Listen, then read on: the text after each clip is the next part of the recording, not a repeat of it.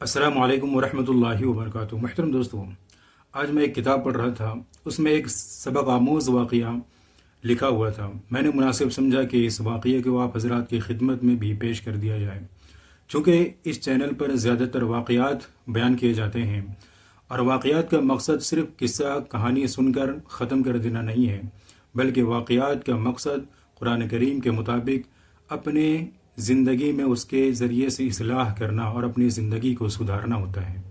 لہٰذا اسی مقصد کے پیش نظر میں اس واقعہ کو آپ حضرات کی خدمت میں پیش کر رہا ہوں، شاید کسی کو فائدہ ہو جائے۔ واقعہ اس طریقے سے لکھا ہوا ہے کہ مصر میں ایک مؤذن تھے جس کی آواز بہت ہی خوبصورت ہوتی تھی۔ جب وہ اذان دیتے تھے تو سارے لوگ اس کی اذان کو توجہ اور غور سے سنتے تھے، یعنی اس کی آواز میں ایک کشش تھی، خوبصورت اور عمدہ اذان دیتے تھے۔ ایسے ہی وہ مؤذن ایک مرتبہ مسجد کی چھت پر اذان دے رہے تھے تو اذان کے دوران ہی اس کی نظر ایک عیسائی یعنی کرسچن مسلم پر پڑی جو نہایت ہی خوبصورت تھی۔ اس کی نظر جب اس خوبصورت لڑکی پر پڑی تو فوراً اس کے دل میں اس لڑکی کے خلاف محبت پیدا ہو گئی اور فوراً وہ فریفتہ ہو گیا اس لڑکی پر۔ اذان ختم کرنے کے بعد فوراً اس کے گھر جاتا ہے اور اس لڑکی سے اپنے دل کی کیفیت کو بیان کرتا ہے کہ میرے دل میں کیا کیفیت گزر رہی ہے، اور وہ اپنا اظہار کرتا ہے کہ میں تم سے محبت کرتا ہوں، مجھے تم سے محبت ہو گئی ہے، لہٰذا میں تم سے شادی کرنا چاہتا ہوں۔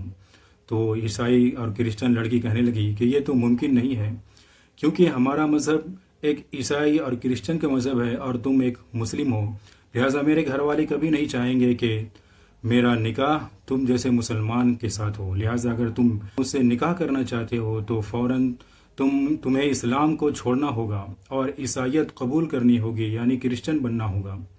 وہ نوجوان اس بات پر راضی ہو گیا، اپنا مذہب کو تبدیل کر کے فوراً عیسائیت کا کلمہ پڑھ لیتا ہے اور کرسچن ہو جاتا ہے۔ اور پھر اتفاق دیکھیے یا پھر یہ خدا کی مار دیکھیے کہ نکاح کرنے کے بعد جب وہ ایک دن بازار سے اپنے گھر کے لیے جا رہا تھا تو راستے میں ایک حادثے میں اس کی موت واقع ہو جاتی ہے، وہ ایکسیڈنٹ میں اس کا انتقال ہو جاتا ہے۔ دوستو، یہ اس واقعے کو بیان کرنے کا مقصد یہ ہے کہ اللہ رب العزت نے ہمیں جو دولت، عظیم دولت جو دی ہے وہ ایمان کی دولت ہے۔ اس ایمان کی دولت کے برابر کوئی بھی دولت نہیں ہے، لہٰذا اگر ہم کسی کے محبت میں ہم اپنی قیمتی دولت کو قربان کر دیتے ہیں اور اس کو ضائع کر دیتے ہیں تو اس سے بڑا خسارہ اور نقصان کی کوئی بات نہیں ہے۔ لہٰذا اللہ رب العزت نے ہمیں ایمان کی دولت سے نوازا ہے، ہم اس کی قدر کریں اور دنیا کی محبت اور حسن و جمال کے پیچھے ہرگز نہ بھاگیں۔ اللہ رب العزت ہم تمام کو اس بات پر عمل کرنے کی توفیق عطا فرمائے۔ اس ویڈیو کو دوسروں تک بھی ضرور شیئر کریں۔ جزاک اللہ خیرہ۔